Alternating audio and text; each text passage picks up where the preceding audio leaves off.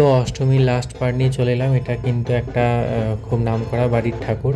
তো এটা আমার স্যারের বাড়ি অ্যাকচুয়ালি। তো আমরা এখানে আগের বছরও গেছি, ছবি তুলেছি। তো এবছর যখন ছবি তুলছিলাম একটু বেশিক্ষণই হয়তো হয়ে গেছিলো টাইম। তো ভেতর থেকে মানে এমন কিছু কথাবার্তা বললো যাতে আমরা আর ওখানে দাঁড়াইনি, আমরা চলে এসেছি। তো এটাতে বুঝলাম যে সব বাড়ির ঠাকুরের গিয়ে ছবি তোলা যায় না, বা বাড়ির ঠাকুরে যে গিয়ে আর কি বেশিক্ষণ দাঁড়ানোটা ঠিক না।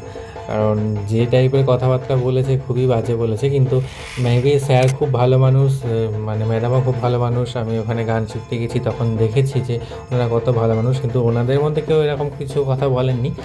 অনেকে থাকে তো একান্নবর্তী পরিবারে, তো তাদের মধ্যে কি আর কারোর পছন্দ হয়নি। আর অনেকেই পছন্দ করে না যে দুর্গা মণ্ডপে বাইরের লোক আর উঠুক বা ঢুকুক। যদিও আমরা ভেতরে যাইনি, ঠাকুরের সামনে গেট দেওয়া ছিল, তোমরা দেখেছো।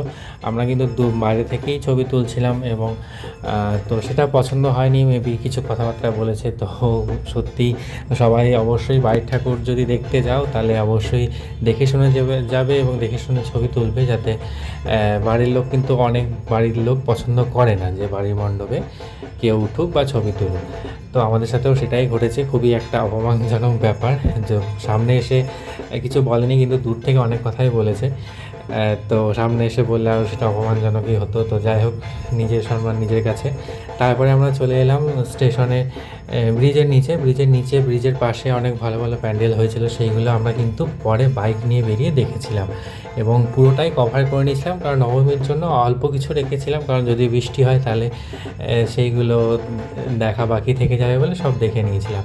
তো আজকে অষ্টমীর ব্লগ কিন্তু এইটুকুনি ছিল। কেমন লাগলো অবশ্যই বলে, আমাদের লুকসটা কেমন হয়েছে অবশ্যই বলবে। আর এইভাবেই কেটে গেল পুজোর সব কটার দিন।